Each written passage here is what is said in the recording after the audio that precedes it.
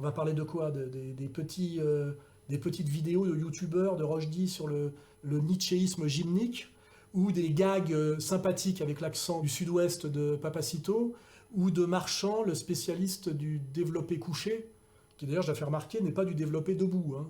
Il faut être couché. Le problème de l'extrême droite, c'est qu'elle ne fait pas de politique au sens sérieux. Elle fait du témoignage, de la complainte nostalgique, et elle s'illusionne et elle se ment.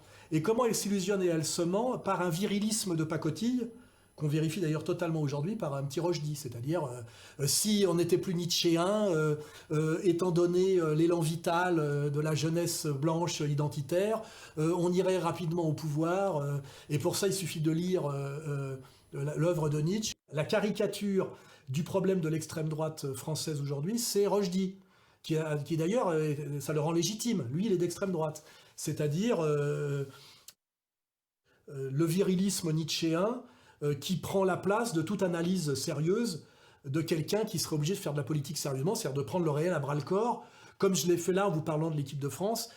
Mais voilà, donc voilà, l'extrême droite, d'une certaine manière, elle a un truc qu'elle n'a pas compris, c'est qu'elle ne fait pas de politique au sens sérieux du terme.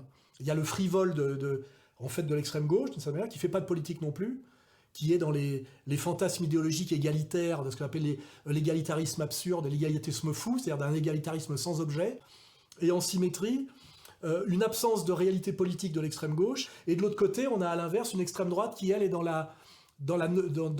nostalgique intégral, et qui est d'ailleurs effectivement le contraire, c'est-à-dire en général l'inégalitaire, hein, l'égalitarisme fou, l'inégalitaire nostalgique, qui consiste effectivement à aller chercher le moins d'égalité en remontant le temps, parce qu'effectivement, la pente de la gauchisation générale, là-dessus je donne raison à Xavier Moreau, c'est de l'égalitaire partout, mais en fait de l'égalitaire idéologique, hein. En réalité, en termes de rapport capital-travail, ça n'a jamais été autant inégalitaire, hein. La concentration elle est maximale, les écarts de richesse sont maximaux, etc., etc.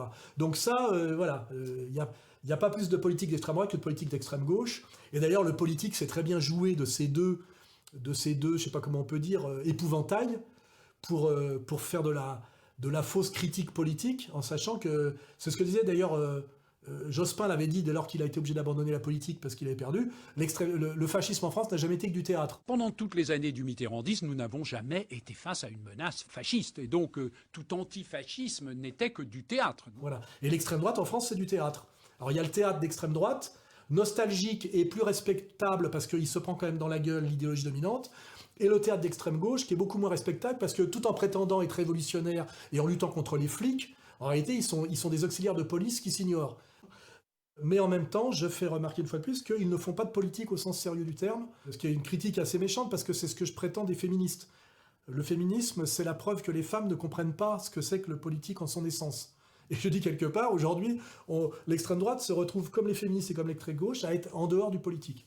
Et d'ailleurs, chaque fois que Le Pen a essayé de faire de la politique, l'extrême droite lui a reproché de trahir l'extrême droite.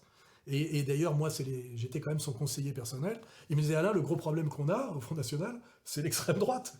On peut pas faire de politique quand on trimballe tous les boulets de l'extrême droite, hein.